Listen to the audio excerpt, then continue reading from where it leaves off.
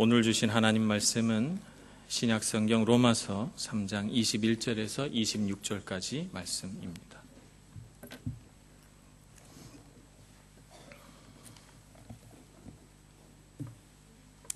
신약성경 243쪽 로마서 3장 21절에서부터 26절까지 봉독하겠습니다. 이제는 율법 외에 하나님의 한 의가 나타났으니 율법과 선지자들에게 증거를 받은 것이라. 곧 예수 그리스도를 믿음으로 말미암아 모든 믿는 자에게 미치는 하나님의 의니 차별이 없느니라. 모든 사람이 죄를 범하였음에 하나님의 영광에 이르지 못하더니 그리스도 예수 안에 있는 속량으로 말미암아 하나님의 은혜로 값없이 의롭다 하심을 얻은 자 되었느니라. 이 예수를 하나님이 그의 피로써 믿음으로 말미암는 화목제물로 세우셨으니 이는 하나님께서 길이 참으시는 중에 전에 지은 죄를 간구하심으로 자기의 의로우심을 나타내려 하심이니 곧 이때에 자기의 의로우심을 나타내사 자기도 의로우시며 또한 예수 믿는 자를 의롭다 하려 하심이라. 아멘. 찬양대의 찬양을 하나님 앞에 올려드리겠습니다.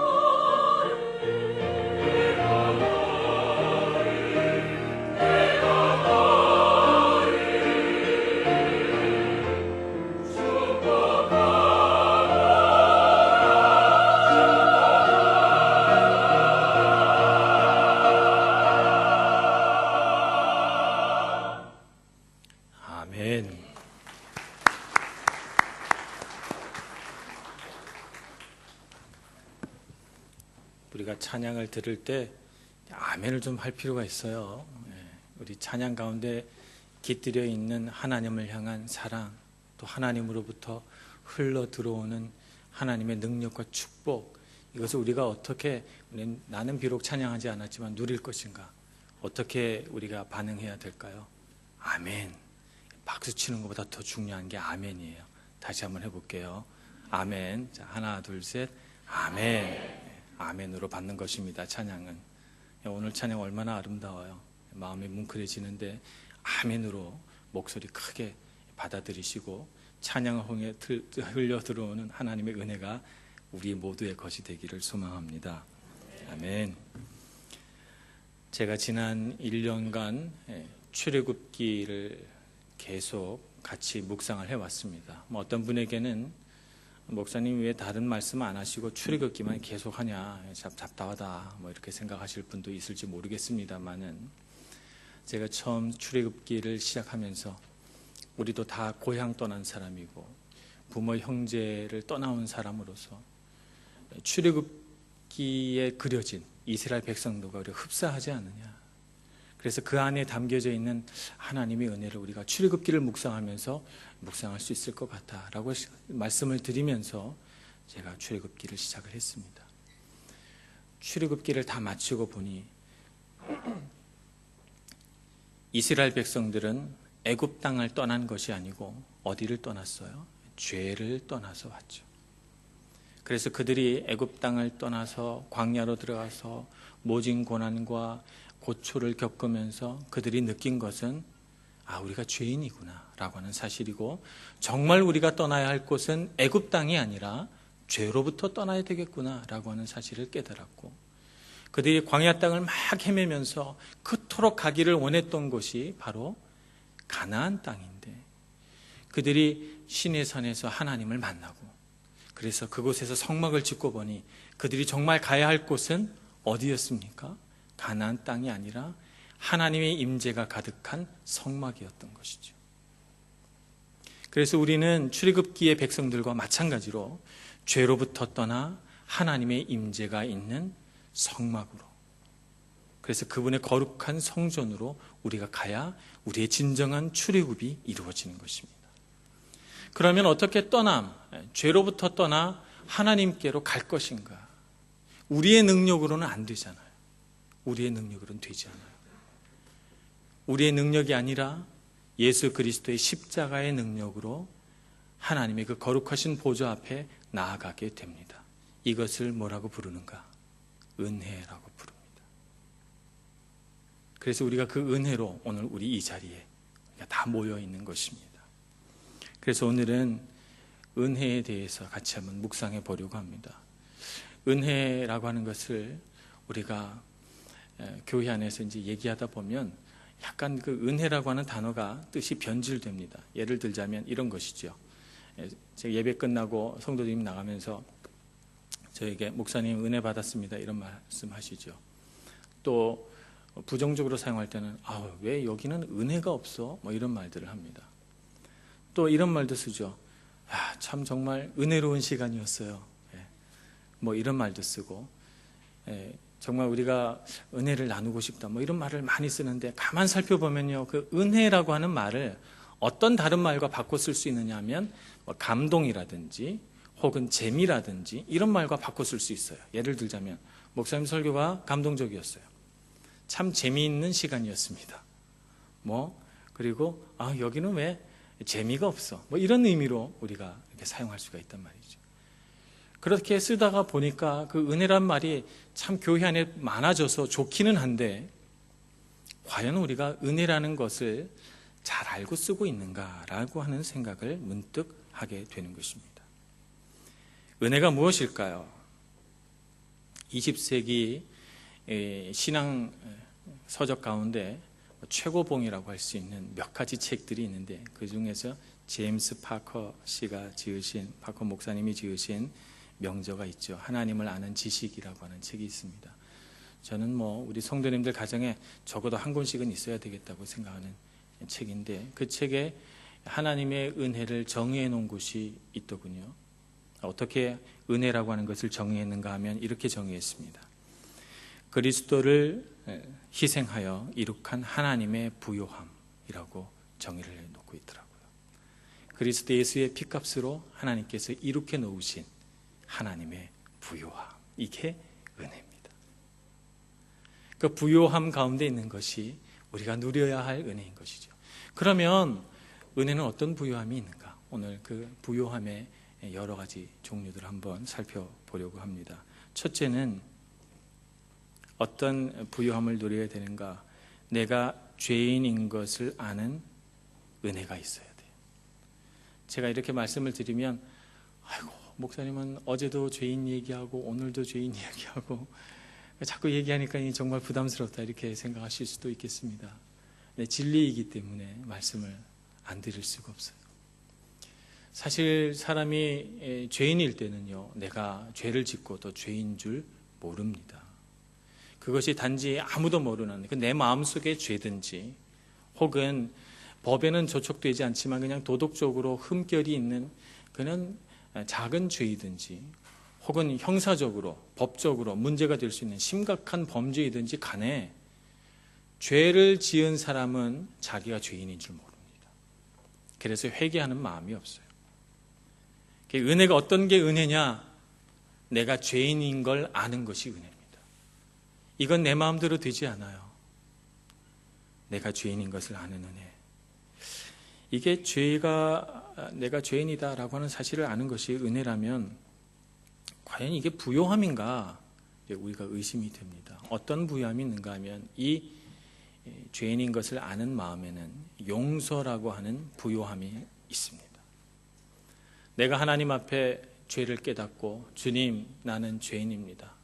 이런 마음의 죄를 짓고 그러고도 부끄러운 줄 모르고 살았어요 라고 하나님 앞에 고백한다면 그 순간 우리가 가장 눈에 보이게 되는 것이 뭐냐면 그리스도 예수님이 십자가에 달려 죽으신 바로 그 모습입니다.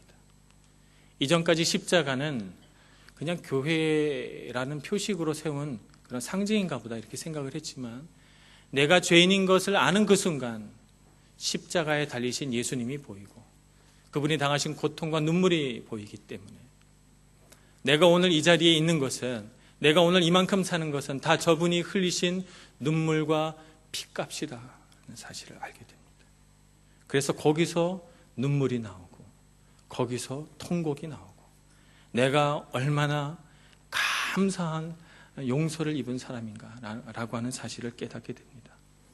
이것이 바로 부유함이죠. 그래서 하나님으로부터 오는 사랑, 그리스도 예수를 통한 용서, 이것을 통해서 우리 안에 차곡차곡 쌓여졌던 그 많은 죄의 찌꺼기들이 씻겨 나가기 시작합니다.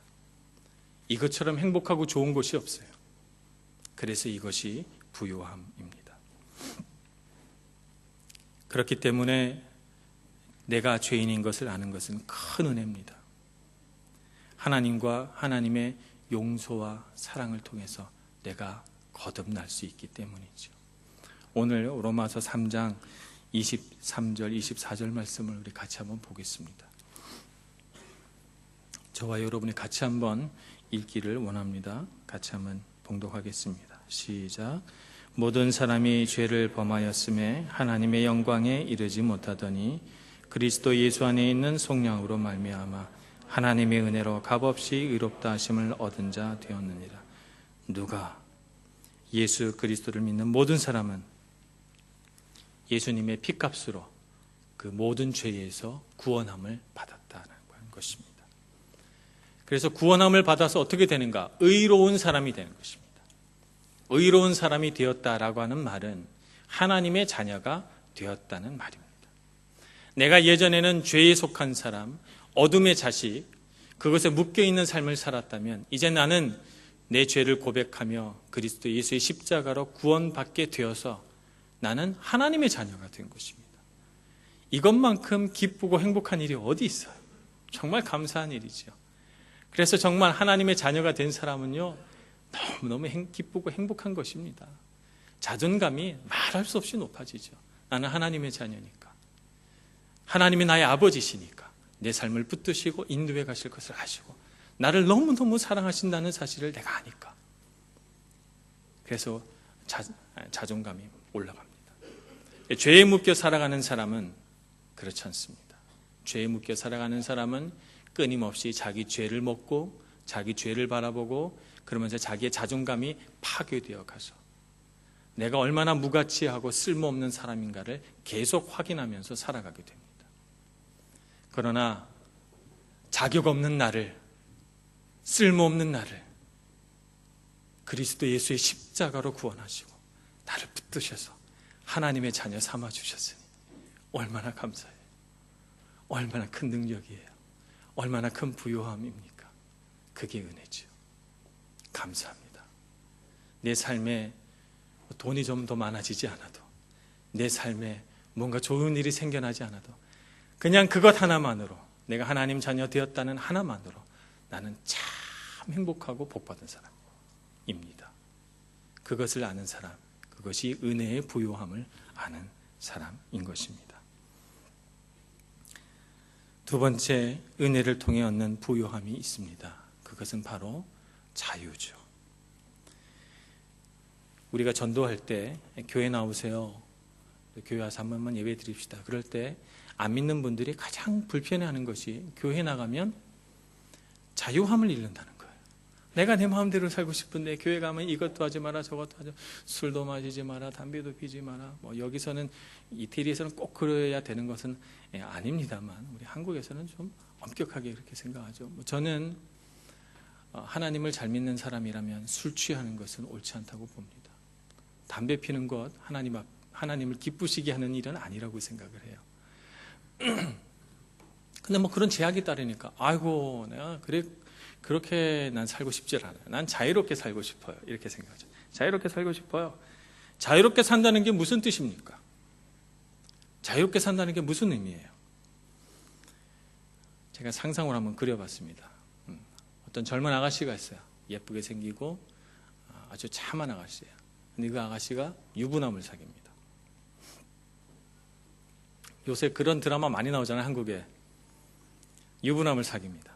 그래서 제가 너무 안타까워서, 아니 아가씨같이 젊고 예쁘고 착한 사람이 이 세상에 좋은 남자 얼마나 많은데 왜 하필 유부남을 사귀느냐고 그렇게 물었을 때 그 아가씨가 저에게 제 마음이에요. 제가 마음대로 하겠다는데 왜 간섭이세요? 라고 말하면 그 아가씨가 자유롭게 보입니까? 여러분, 자유로운 삶을 사는 것 같이 보여요. 어떤 사람이 한 달 동안 열심히 일해서 월급을 받았습니다. 여기 보면 이태리에 바마다 빠진코가 있잖아요. 저는 안 해봐서 잘 몰라요. 그림을 맞추면 된대요. 맞추면 잭팟이라는 게 나온대요. 가끔씩. 그러면 돈이 와르르 쏟아지죠. 그 잭팟 한번 터뜨려 보려고 매일 가서 동전을 집어넣어서 자기 한 달 번 월급을 다 썼어요. 너무 안타까워요. 그런 사람이 가끔 있대요. 네. 그래서 너무 안타까워서 제가 가서 아니 한 달 번 돈을 그런 허무한 일에 다 쓰십니까? 이렇게 말했을 때 그 사람이 제가 번 돈 제 마음대로 쓰겠다는데 왜 당신이 간섭합니까? 라고 말하면 할 말은 없어요. 그런데 그 사람이 자유롭게 보입니까? 그 사람이 표현한 것처럼 자유롭게 살고 있는 것으로 느껴지십니까? 갈라디아서 5장 13절에 이런 말씀이 있습니다. 형제들아, 우리가 자유를 위하여 부르심을 입었으나 그러나 그 자유로 육체의 기회를 삼지 말고 오직 사랑으로 서로 종노릇하라. 우리가 이 세상을 자유롭게 살아가는 것 같지만 실제로는 우리가 자유롭지 않아요. 많은 사람들이 묶여 있습니다. 어떤 사람은 어떤 육체적인 어떤 정욕에 묶여 있어서 날마다 성이라고 하는 것에 묶여 있습니다. 어떤 사람은 게임이라고 하는 것에 묶여 있어서 날마다 그 게임 생각만 하고 살아가요. 어떤 사람은 돈에 묶여 있습니다. 어떤 사람은 이 세상 명예나 이런 것들은 이것저것, 어떤 사람은 사람에 묶여 있기도 해요. 많은 사람들이 그렇게 묶여 있어서 자유롭지 못하게 살아감에도 불구하고 자유롭게 살고 있다고 착각합니다. 그래서 예수님께서 너희들은 맞다, 맞다, 아니다, 아니다 하라 그랬잖아요. 그러니까 우리가 마음으로 맞다고 생각하면 맞다고 말하고 아니면 아니라고 대답해야 되는데 마음속으로는 노예요. 아니에요. 그런데 노를 못하는 사람이 있어요. 자유롭지 않지요. 노를 못해요. 어떤 사람은 정말 마음으로는 누구를 칭찬하고 행복하게 해주는 축복의 말만 하고 싶은데 근데 말을 하다 보면 이상하게 누구를 흉보는 얘기, 비판하는 얘기가 나와요. 속으로 생각하죠. 그 말을 하고 있는 순간에도 생각해요. 이러면 안 되는데 이렇게 생각을 하면서도 말은 말로 이어지는 거기 때문에 중간에 말을 바꿀 수가 없어요. 그러다 보니 결국에는 실컷 흉보고 실컷 비판하고 그리고 집에 들어와서 마음이 무너지는 거죠. 왜 난 이것밖에 안 되나 이렇게 생각하는 거죠. 우리 입술이 자유합니까? 자유하지 못합니다. 내 손이 자유합니까? 집에 들어갈 땐 이렇게 생각해요. 오늘 저녁에는 책도 좀 읽고 기도도 하고 내가 오늘은 저녁에는 참 보람 있게 보내야 되겠다 이렇게 생각했는데 집에 들어오면 내 손이 내게 아니에요. 내 손가락이 컴퓨터의 버튼을 누르고 있어요. 내 손가락이 리모컨을 들고 TV도 켜고 있어요. 내 손이 내게 아니에요. 자유롭지 않지요? 예, 그런 것을 경험합니다. 이렇게 생각해요. 담배 몸에도 해롭고 내 건강을 위해서 또 신앙인으로서 보기 좋은 모습은 아니니까 끊어야 되겠다 이렇게 생각을 하고 담배 끊기로 결정합니다. 근데 손이 덜덜 떨죠. 손이 말합니다. 나에게 오늘 딱 한 대만 피고 내일부터 끊어 이렇게 말하죠. 그래서 내 손이 원하는 대로 해줍니다. 그래서 오늘 딱 한 대 피고 내일도 딱 한 대 피고 모레도 딱 한 대 피고 계속 피죠. 그런가 하면 우리의 발도 그렇습니다. 우리의 발도 내게 아니에요. 자유롭지 못합니다. 그래서 병이 걸렸을 때 교회 못 가니까 얼마나 갈급해요. 막 직장생활 바빠서 교회를 빠질 때가 있어요. 할 수 없이. 교회에 너무 가고 싶어요. 그럼 이렇게 생각합니다. 내가 몸이 다 나으면 건강해지면 제일 먼저 교회부터 가야지. 내가 바쁜 일이 다 끝나면 내가 이렇게 한가해지면 제일 먼저 교회 가서 하루 종일 예배하고 그렇게 해야지 생각하는데 건강해지면 웬 바쁜 일이 그렇게 많은지 교회를 안 와요. 몸이 건강해지면. 한가해지면 교회부터 와서 하나님 앞에 예배 드려야 되는데 이야 오늘 날씨 기가 막히네. 오늘 같은 날 교회 가는 건 너무 아깝잖아. 이렇게 생각합니다.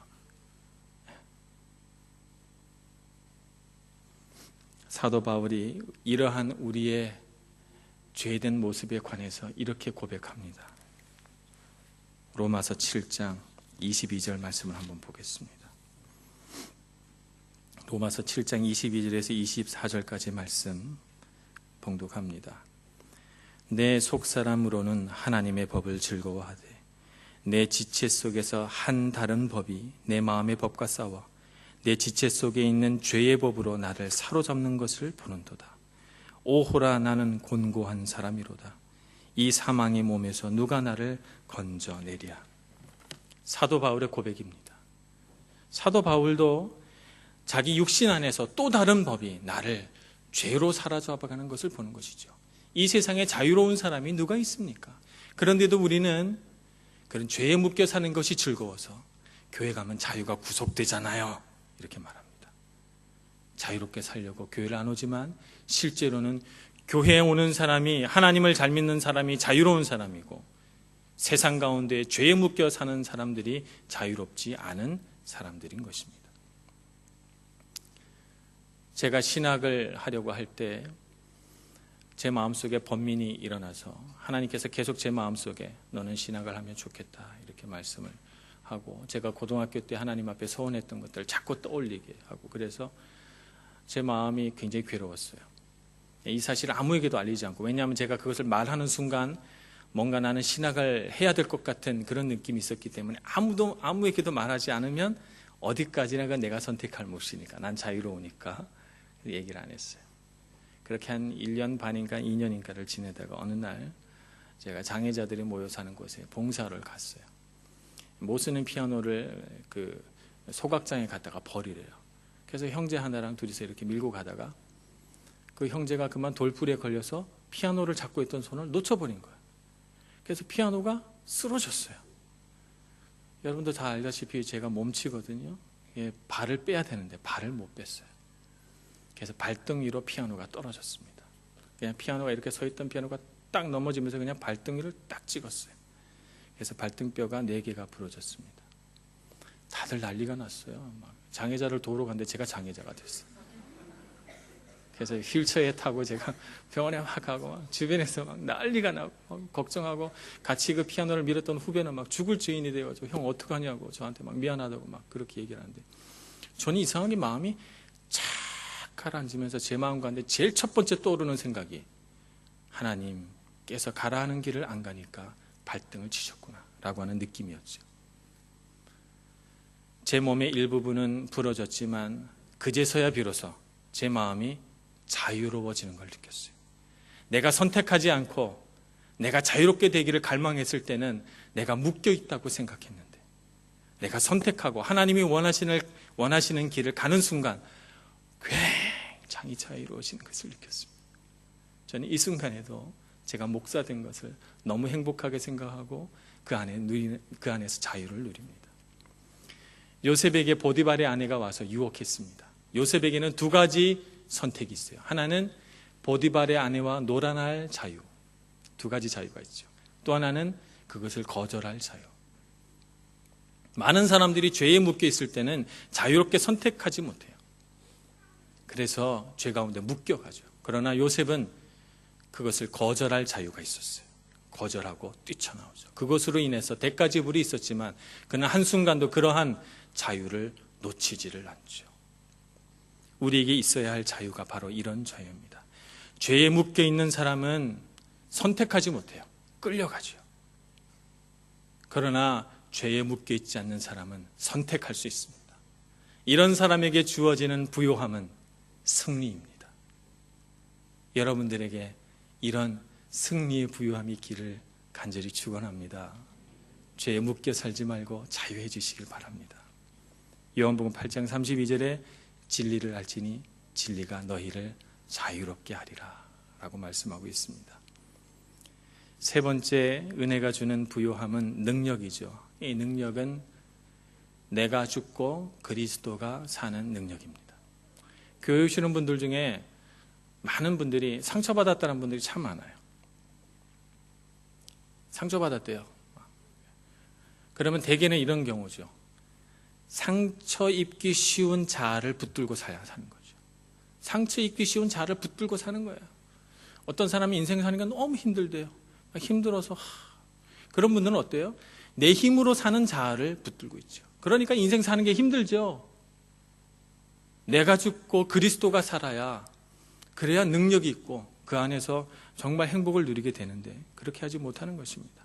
갈라디아서 2장 20절에 보면 이런 말씀이 등장합니다. 내가 그리스도와 함께 십자가에 못 박혔나니 그런즉 이제는 내가 산 것이 아니요 오직 내 안에 그리스도께서 사신 것이라. 우리가 은혜를 누릴 때 은혜가 주는 능력의 가장 훌륭한 능력, 은혜가 주는 가장 큰 부요함은 바로 내가 죽고 그리스도가 사는 능력, 그 능력의 부요함입니다. 예수 그리스도에게 내 인생의 주도권을 내어드리지 않고서는 이 능력을 얻어 누릴 수가 없어요. 그래서 아직도 자아가 살아서 펄떡펄떡 뛰는 사람은 이 3가지 특징이 있습니다. 자기가 죽지 않고 펄떡펄떡 뛰고 있는 사람들은, 첫째, 자존심이 세다. 2번째, 상처를 잘 받는다. 3번째, 고집을 부린다. 이런 3가지로 요약할 수 있죠. 자아가 살아있어서 그래요. 제가 제자 훈련하면서 우리 남편들에게 이렇게 말합니다. 여러분, 그리스도께서 교회를 죽으신 것처럼 여러분의 아내 앞에서 여러분도 죽으세요. 이렇게 말합니다. 남편들은 다 죽어야 됩니다. 아내 앞에서. 얘기하면 아주 불편한 침묵이 흐릅니다. 불편한 침묵이 흐르다가 저에게 어떤 분이 질문하시더라고요. 목사님, 여자 제자반 가서는 도대체 뭐라고 말씀하십니까? 여자 제자반 가서 뭐라고 말씀하십니까? 궁금한 거죠. 이거 무슨 뜻이에요? 나는 죽겠는데, 나는 죽겠어요. 그런데 그 사람은 안 죽잖아요. 그 사람이 안 죽는데 내가 죽어야 돼요? 이거죠. 아내는 남편을 볼 때, 남편은 아내를 볼 때, 그래 내가 죽을게, 너도 죽어야지, 이걸 요구를 하니까 안 되는 거예요. 성경 어디에 나도 죽고 너도 죽고 그걸 강요하라고 돼 있습니까? 주님은 나만 죽으면 된다고 그래요. 나만 죽으면 돼요. 내가 죽고 그리스도가 살아야 됩니다. 상대방을 죽이려고 하지 말고 내가 먼저 죽어야 돼요. 은혜는 거기로부터 들어옵니다. 인도 선교사로 헌신했던 존 하이드라고 하는 분이 있습니다. 이분은 아버님이 목사님이셔요. 어렸을 때부터 신앙적인 분위기 안에서 컸습니다. 그래서 인도 선교사로 헌신했을 때 그 마음이 굉장히 기뻤어요. 내가 어떤 선교사보다도 뛰어난 선교사가 되리라. 내 인생의 모든 것들을 다 헌신하고 정말 하나님께서 보실 때 정말 최고의 선교사다라고 불릴 만한 그런 선교사가 되리라. 그런 마음으로 인도로 가는 배를 탔어요. 그래서 배가 이렇게 출발하는데 선실에 들어와 봤더니 이 선교사님이 배에 들어오기도 전에 편지가 한 장 와 있는 거예요. 아버지 친구분 되시는 목사님이 보낸 편지입니다. 그 편지를 이렇게 읽다 보니까 이런 구절이 등장했습니다. 사랑하는 존, 나는 네가 성령으로 충만해질 때까지 너를 위한 기도를 멈추지 않을 거야 라고 하는 구절이 나왔어요. 그 순간 이 존 하이드가 분노로 불타오르기 시작합니다. 분노로 불타오릅니다. 왜? 어느 구절에 마음이 딱 갔어요. 네가 성령으로 충만해질 때까지. 이 말은 무슨 말이에요? 현재 너는 성령 충만하지 않다는 말이죠. 분노가 쫙 올라오는 거예요. 어떻게 나한테 이런 말을 할 수가 있지? 그래서 막 분노가 삭질 않아가지고 배전에 나와서 막 서성거립니다. 정말 목사님 너무하다, 이런 생각을 해서 참지 못합니다. 여기 순간 하나님의 메시지가 우리 존 하이드 선교사님에게 들어왔어요. 네가 왜 그렇게 분노하느냐? 너는 나를 위해 헌신하겠다고 하면서도 아직도 너가 살아있느냐? 나는 네가 죽고 그리스도가 되길, 그리스도가 네 안에 살아있기를 원한다, 이렇게 말씀하셨죠. 그 순간 존 하이드 목사님이 배전에 무릎을 꿇고 통곡을 했습니다. 자기가 얼마나 못난 선교사였는지, 자기가 얼마나 인간적인 열망과 최고가 되겠다고는 욕심 속에 사로잡혀 있었는지, 그래서 자기가 조금도 그리스도 십자가 앞에 죽지 않았다는 사실을 깨닫고 그 순간 통곡을 하고 하나님 앞에 부르짖습니다. 그러면서 그가 서원하기를, 하나님, 이 배가 인도에 도착하기 전까지 내가 죽고 그리스도가 살아있는 사람이 되게 해 주옵소서, 이렇게 기도하죠. 그래서 그는 위대한 선교사가 됩니다. 오늘 우리가 인생을 행복하게 살아갈 비결은 내가 죽고 그리스도가 사는 그런 삶을 살 때 은혜의 부요함이 우리 삶 가운데로 흘러 들어옵니다. 그러니 아내는 남편 볼 때 저 사람은 언제 죽을까 생각하지 마시고 내가 먼저 죽고, 남편도 아내를 바라볼 때 저 인간은 언제 변화될까 소망하지 마시고 내가 먼저 죽는 사람 되시고, 자식은 부모를 바라볼 때 부모는 자식을 바라볼 때 내가 먼저 죽어 그리스도가 사는 삶을 살아가시는 저와 여러분 모두가 되기를 간절히 축원합니다. 기도하겠습니다.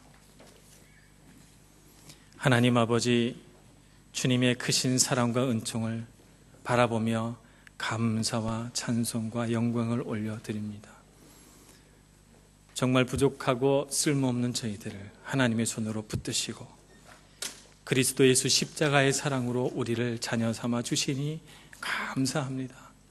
그 은혜를 잊지 않고 그 은혜로부터 흘러 들어오는 부요함으로 이 세상을 살아서 하나님의 자녀로서 부끄러움 없는 저희들 다 되게 하여 주시옵소서. 예수님의 이름으로 기도합니다. 아멘.